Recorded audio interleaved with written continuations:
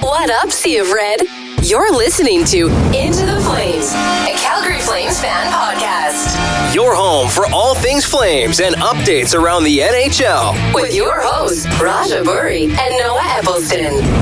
Into the Flames. New episodes every Sunday. Yeah.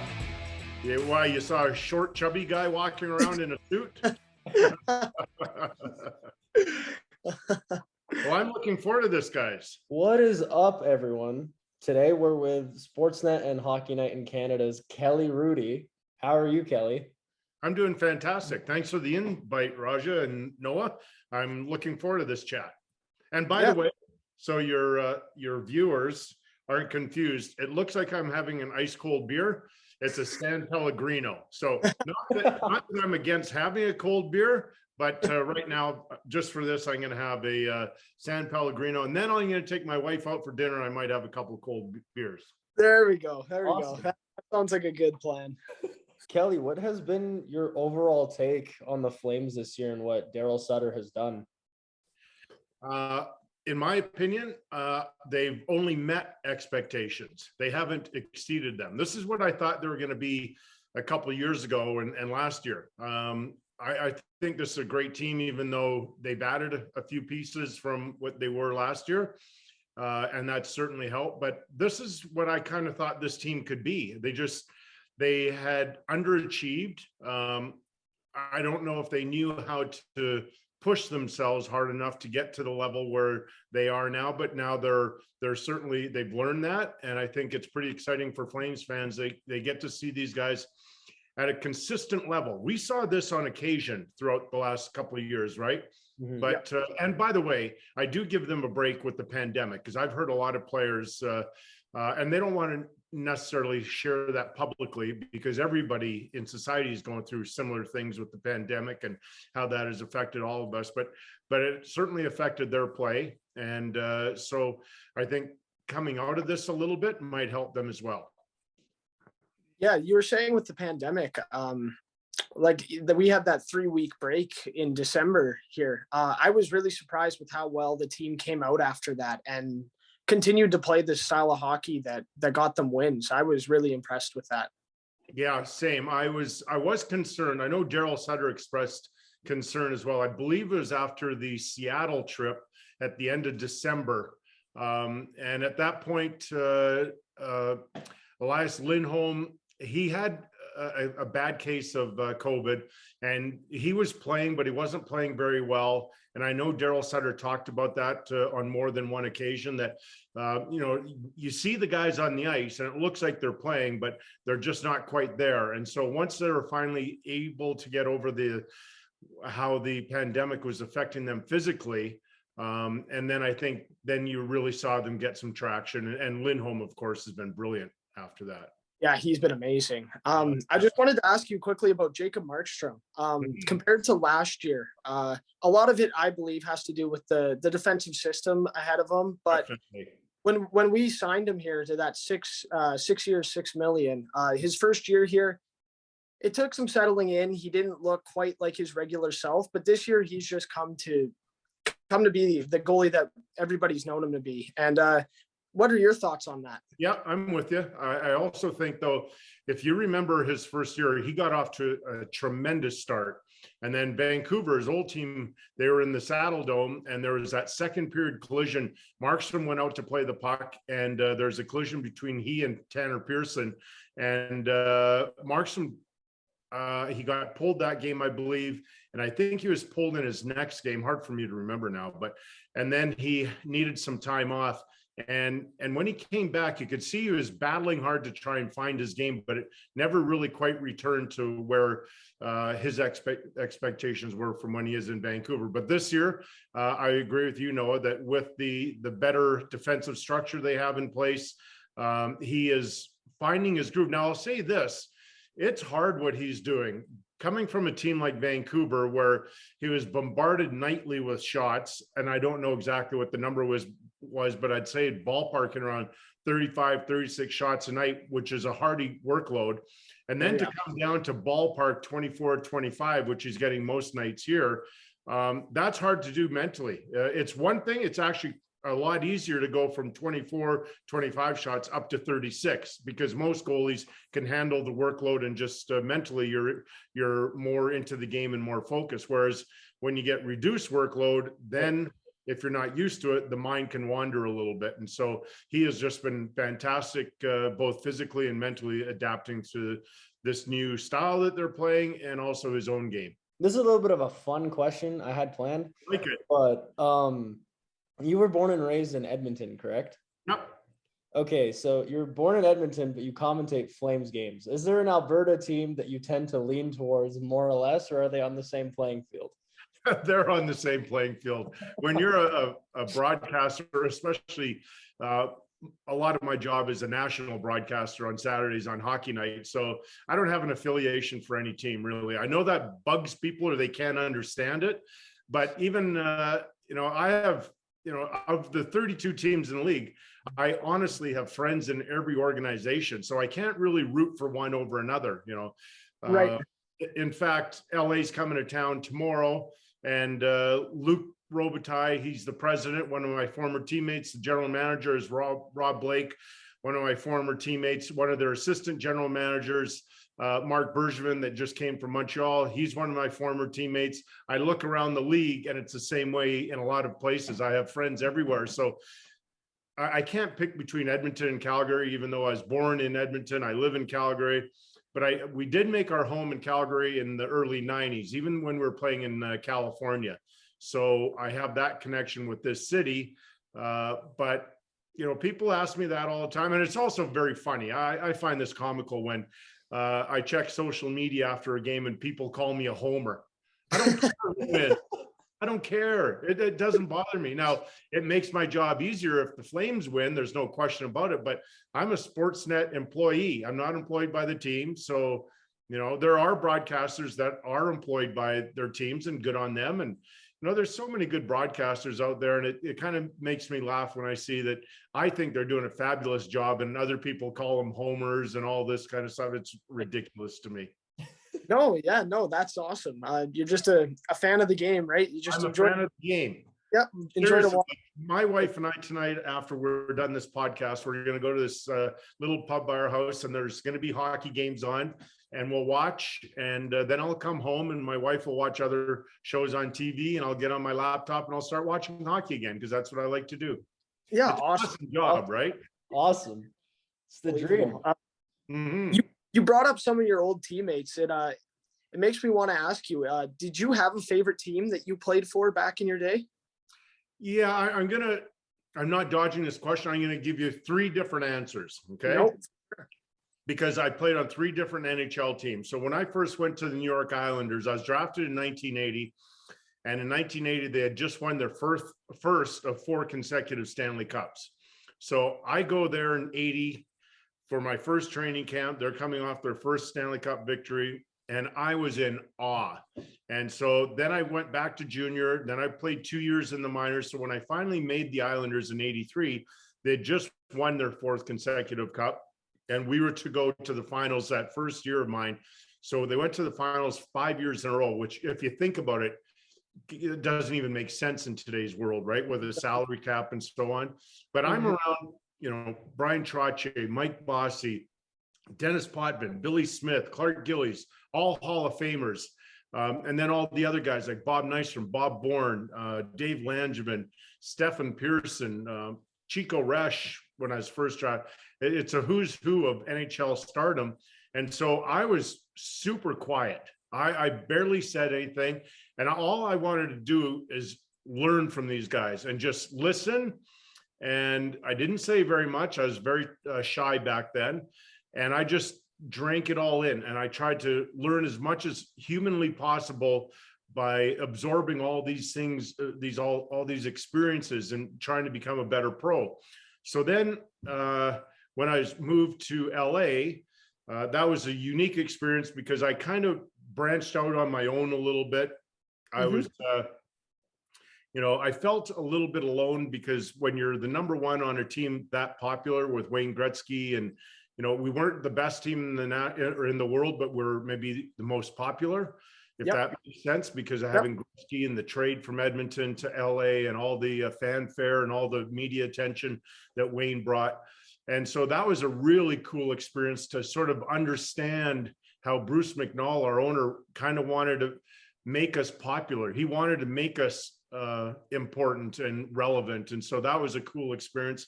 But also, I think most importantly for me is how my family and I loved California and Southern California, LA. I mean, my kids, we must have taken them to Disneyland over 100 times, and we lived.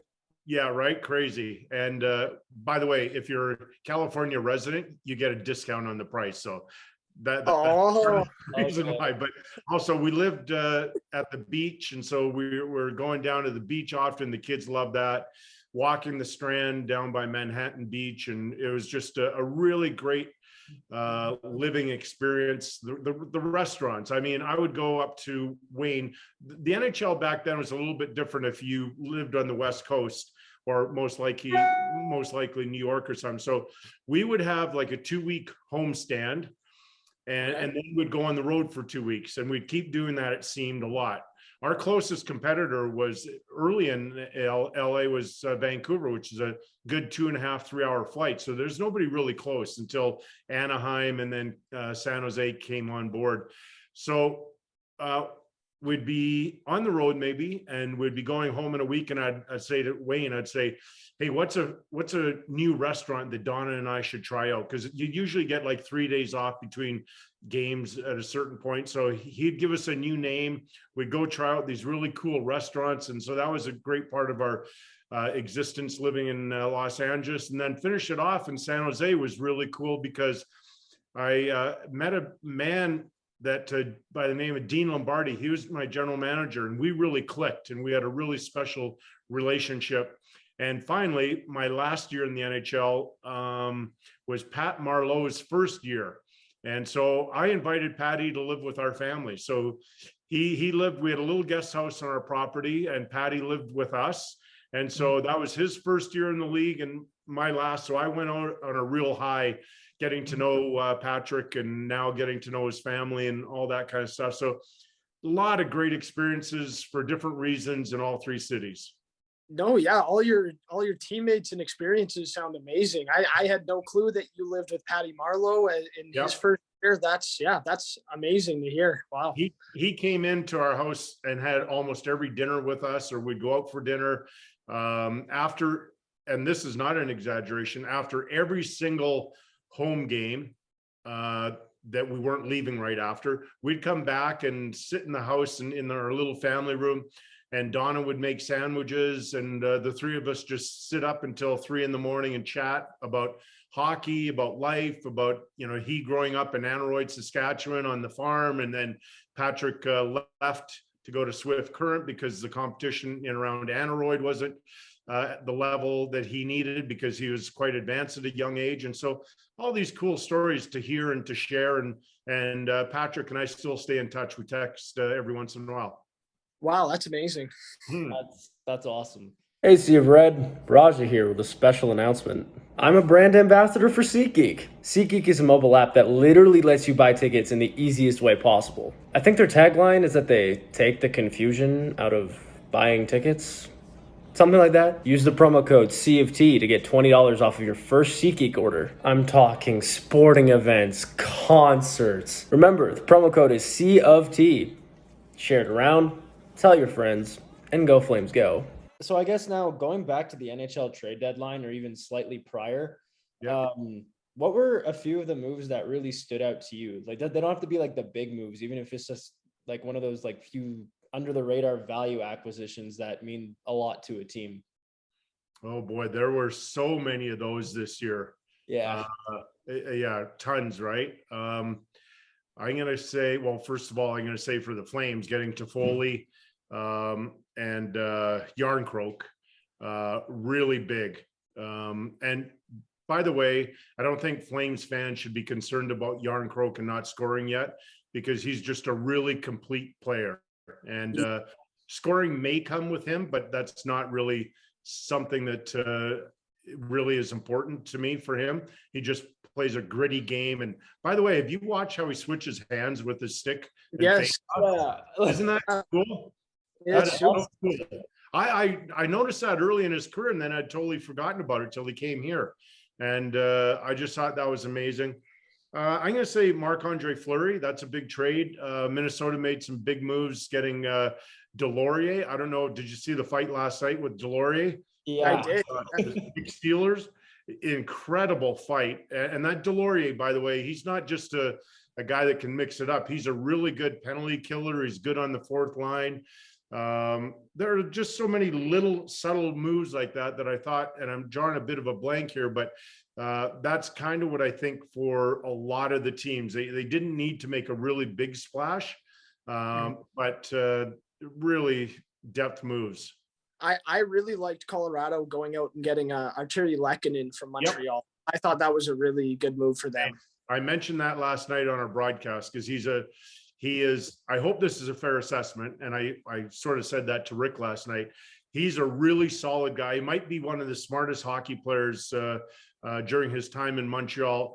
He's got really good skill, but for some reason, he just can't finish. And, early on in his career, I was always hoping that as he became a little bit more experienced, a little bit more mature, that he might put the puck in the net on a more regular basis, but I was wrong. I just don't think that's going to happen. But once again, now you understand that you're not getting him to score you 25. I think that a reasonable amount ballpark for him will be 15 or so. He's going to get a lot of chances, but for some reason he has no puck luck. It happens to players. It does, right? Yeah. The puck just doesn't want to go in sometimes. For some people, right? Not everybody is Johnny Gaudreau or Elias Lindholm or Austin Matthews, and those kind of guys are special players. But they really are. I just wanted to touch on the Flames D core this year. Players like Rasmus Andersson and Noah Hanifin, they've been rather quiet in their time in Calgary, but this year they've really taken a step forward and become like true top level, top pairing D-men. Do you think a lot of that success comes from Daryl? I hesitate because I'm going to say no. I think these players, it's just sort of like the regular growth of really good players. You have to have a lot of skill to play at the level they're playing. And Rasmus Andersson, I think all of us could see it early. He's going to be a fantastic player. He had tons of raw talent. And sometimes you have to sort of learn when to not turn it on, but just sort of use that unusual skill that he has, a higher skill set than most. And sometimes it takes a little bit of learning that maybe you back off a little bit because you're afraid of making mistakes or you're trying it too often. I think his mix now is just wonderful. He's a guy that wants to make a difference in every game. Rasmus does. And Noah Hanifin is a little bit quieter. I think that, again, when you see that skill set early on, that people may have maybe put a label on him that he's going to be maybe not a Cale Makar, but a higher point producing defenseman. But I don't think that's the case. I think he's just going to be a really solid guy, and a solid year might be 30 to 40 points moving forward. But he does have, good offensive instincts. He's a great skater. And I think he's a perfect example of really having a lot of patience. And by a lot, I mean a lot. That I think people thought he was going to be at a higher level sooner, but that wasn't the case. But nonetheless, he's there now. He is. And something with Hanifin that surprises me is he's only 24 or 25, I believe, but he's already played 500 NHL games. That's has so much experience under his belt already. That is crazy, right? It is crazy to believe that. Yeah. Like a lot of players don't get into the league until they're 21, 22, 23, and then they're up and down out of the lineup and whatnot. But he's just been so consistent night in, night out. And he never seems to be hurt either. He's always in the lineup. Yeah, it's very good. I think that quietly the Calgary Flames defense, by the way, with the help of their forwards on the back check and so on, they have really done a great job of protecting Markstrom and just defending overall. They're really, really good. They really are. And when we lost Gio, that was something a lot of the fan base was worried about. Weren't sure who was going to fill that void. to that point though, Noah, I was, sorry for interrupting, but when early on in my career in New York, I had Al Arbor, who was an amazing coach, but our next coach for a little bit was a guy by the name of Terry Simpson. And I can't remember who we lost. It might have been Dennis Potvin. So one of the best all-time defensemen ever. Yeah. And we were kind of having a discussion, Terry and I, and he had, before joining us, he had coached a long time in the Western Hockey League in Prince Albert, right? I had to think about that for a minute. But and we were chatting about losing Dennis Potvin, and he said, you know what, Kelly, you know what I've learned?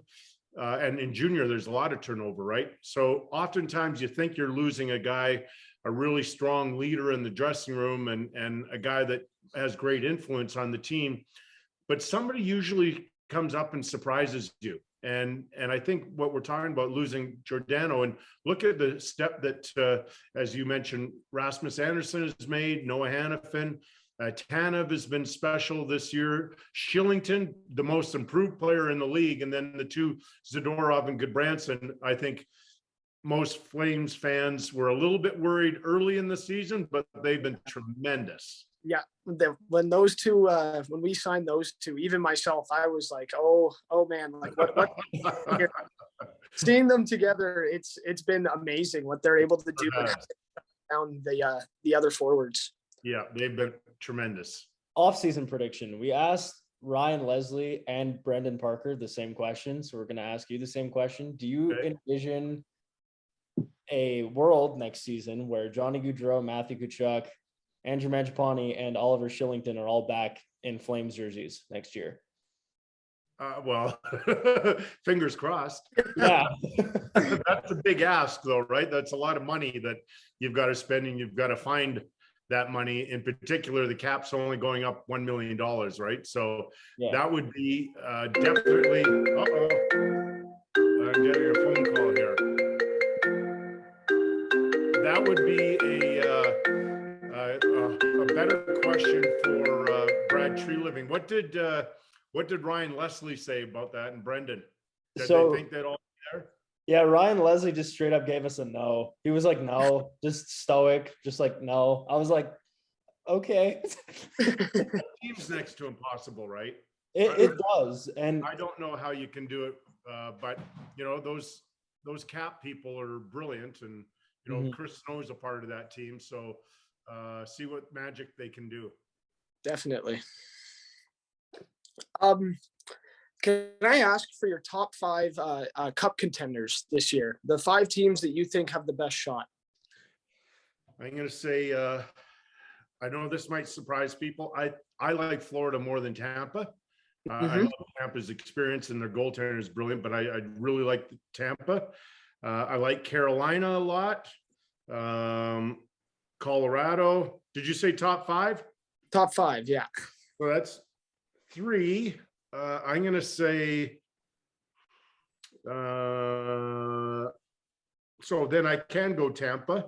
And I'm going to throw a surprise out there. All right. Pittsburgh. All right. Yeah, no, and Tristan Jarry has been remarkable in net. I remember early on this year, we had Brian Burke on our Saturday night show, and I think Crosby had just made it back from injury. And Brian Burke said, we're wasting a lot of really good performances from Jarry. And now they've everybody seems to be clicking and playing great. And Jarry has remained phenomenal. So that's going to be my surprise pick. That's good. That's awesome. I mean, Yari's been really good all year. Pittsburgh is one of those teams that for sure could sneak in and do some damage without anybody really noticing. Yep, I agree.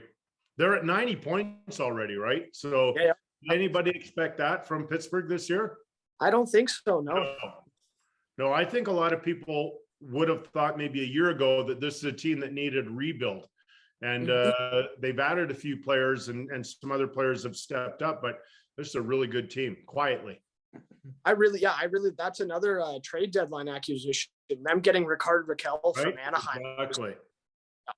I agree. And one thing I don't know a lot of people recognize, when you think of Rakell, you think here's a skilled guy, and he is, but he's a gritty forward too. Like he's not easy to play against, and those are the guys you really need. Yep, a playoff performer for sure. I want to ask you about, I guess, given that you're a former goaltender, just the level of, I guess, sports psychology that some goaltenders go through when they're either having a rough year or have, let's say signed a big contract, or all that sort of thing. What kind of mental preparation or I guess mid-season mental struggles they could go through if they're not having, I guess the type of year that they envisioned? So it happens to everybody, and you don't know at what point in your career it may affect you more than other years. But so there's a long process in this. So when you're a young goalie, let's say you're 11 or 12, you could be 14 or 16. It doesn't matter. Pick an age. But when you're coming up through amateur hockey and you're having a difficult time, those are some of those early tests that you have to try and figure out, usually on your own. And because I would say most kids don't have a sports psychologist to work with, you sort of have to figure it out on your own. And usually you sort of find a way to get through it if you're on a path going upwards, right? And so, you have these sort of foundations that you can sort of lean on, and then you continue to rise, and then maybe you go to junior, you maybe go to college hockey, and the tests are greater. The tests come more often, and you face bigger challenges, and hopefully you find a way to overcome those obstacles. And then when you get to pro, and once you get to the NHL, then it's magnified for different things. Then there's more pressure on you. You feel it. There's more scrutiny. You understand that. I was so fortunate. I never played in a world with social media, because I clearly think I would not have been on social media had I been a goalie in the National Hockey League, because just how cruel people can be and how ridiculous they are. And it's shameful, really, but that's a different topic. But then you have to deal with that. And I could go through many examples. We talked about Markstrom and his struggles a little bit last year. He's playing great, gets injured, tries to come back. And more than anything, to me, it's a mental battle. He's trying so darn hard to get back to being the goalie he knows he can be. So it's a struggle that way. This year he comes with a clearer head. I look at Darcy Kemper, terrific goalie in Arizona. He gets to Colorado, struggles for the first 6 weeks or 8 weeks of the season. And now he's playing like one of the best in the game. And I mean, the last little bit, you could easily argue he is playing as well as anybody in the National Hockey League. You look at Bobrovsky, and you mentioned about signing a big contract. He goes down to Florida, and it took him 2 full years to get back to how he can normally play. Pretty much. And that's, that whole thing about signing a so-called big contract, that's even from my day. Now, the money wasn't the same, but it's still a lot of money back then. And it affects everybody. I heard a story, and I didn't realize this. Ron McLean shared a story with me when Gretzky was traded to Los Angeles. He signed a brand new contract, and he said for at least a year that really bothered him, because he was affected by money. And I was traded later that year to LA. I didn't see it on Wayne, but Wayne said it certainly affected him. So it's going to affect everybody. You sign a deal, then you have high expectations. And, I think it's maybe a little bit more magnified when you watch a goaltender, because there's more pressure on that position. There's more eyeballs looking for, to find faults and criticism. And so I could probably go through, you look at Jack Campbell. I just looked down at my conferences, and first team I looked at was Toronto, and Jack Campbell is a fascinating case study, and I hope he comes back soon. I hope he finds his game, but his career has been he's had plenty of highs and a whole lot more lows, simply because he's way too critical of himself. And that's a position that is really hard in the first place, but if you're beating yourself up, it becomes harder and harder. I look at Detroit, and they're giving up a ton of goals right now, and those two good goalies, right? And I know the team's not playing great, but Washington, their goalies are struggling a little bit. I'm not even going to talk non-playoff teams, but Minnesota, Cam Talbot was a good goalie. now they traded for Marc-Andre Fleury. It seems like that competition has helped Talbot get back to where he was. He's at the All-Star game, and you could go through these whole lists. Hellebuck in Winnipeg, he's playing well again right now, but I think he was overused, and so mentally you lose your focus. All these different things. It's just fascinating to me, knowing the position and knowing how difficult it is mentally. Mm-hmm. It is. Raja, like your example, Husso and Binnington in Louis. When St. Louis came from being the worst team in the league to winning the Stanley Cup, it was on the shoulders of Jordan Binnington. And now we've seen another goalie in St. Louis come in and take the starting role from Binnington now. And it's so up and down. Yes. You know what's interesting about that story? Husso was in the organization as well, and he was ranked higher than Binnington, but I believe he had injury problems. And so instead of calling up Husso, they called up Binnington, and look at the run he went on. Then he signed a big deal. A lot of it's timing and so on, but Husso's been really, really good this year. I think he had a stretch where recently, maybe 3 weeks, he wasn't quite as sharp as he had been on that long run, but it looks like he's back. And I watched a game on Monday versus Vancouver, and he was a big reason why they beat the Canucks that night. He was just tremendous. Mm-hmm. Yeah, even I was at that game where the Flames beat him 7-1 in the Saddle Dome. And when he came in the third period, we still had plenty of good scoring chances and he shut us right down. I was really impressed with the way he played. Yeah, I agree. You know what I liked about that game also, about Binnington, even though he gave up 7 goals and was yanked after 2 periods, he never gave up. And that's one of the things that people think about Binnington.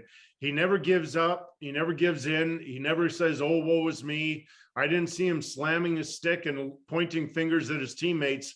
It wasn't an easy night. They were tired. They played the night before in Vancouver. I think they're finishing off a 3-game road trip at that point and going back home. I think they had 3 days off before they played the Flames again. And I was really impressed with the attitude that Binnington had on a really tough night. For sure. And there has been times as well where he's kind of boiled over a little bit and shown emotion, but he really took that game well and kept level-headed. And I think it kind of got to him at one point, but I hope he finds it again, because I really like Binnington. Same. And when you talk about that, about his emotion, that's just him, right? That's not for every goalie. And some goalies need to play on edge like that. And it's a hard way. You expend a lot of energy. But I said it when the teams were in the bubble, and Binnington didn't have a great year. And then when they restarted and they're in the bubble in Edmonton, he just couldn't find his way. And because I thought he had lost his swagger, he didn't have that, his chin up and in your face, and and that's what he needs. Now it's not for everybody, as I've always said, but that's how he has to behave. For sure, definitely. I'm getting a 4-minute warning on this meeting, so if you have any last minute questions, I guess, to ask, we can ask them. I want to ask you, looking at the Flames prospect pool right now, who are you most intrigued of? Pelche, maybe? For sure. I have to admit, I don't know the talent pool as well as a lot of other people.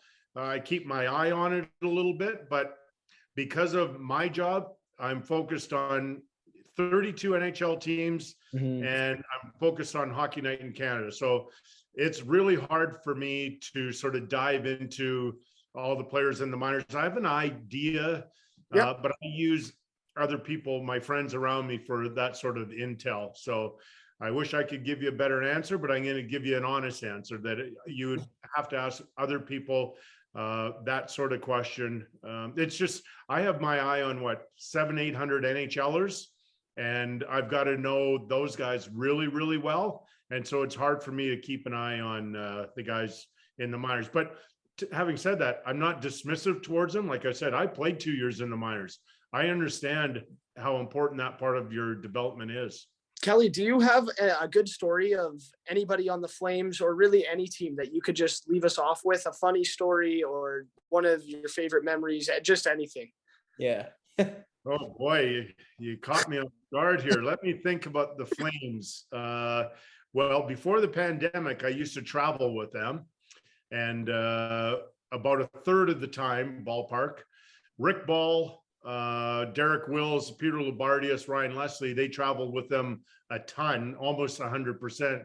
But because of my role with Hockey Night, I'm only about 30% ballpark. But I'll give you this, and it's all about grace. So a few years ago, we were doing a game in Carolina, and I made a bad mistake. I identified Mark Giordano as the player that made a big mistake, and the puck, and it led to a goal against the Flames. And I felt badly.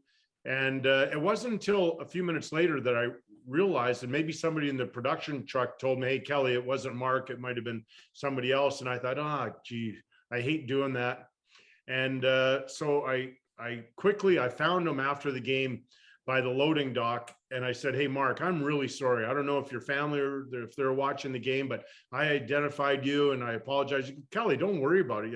We all make mistakes. I make mistakes. I thought that's really grace, right? And by the way, there's one more with Michael Frolik when he was here.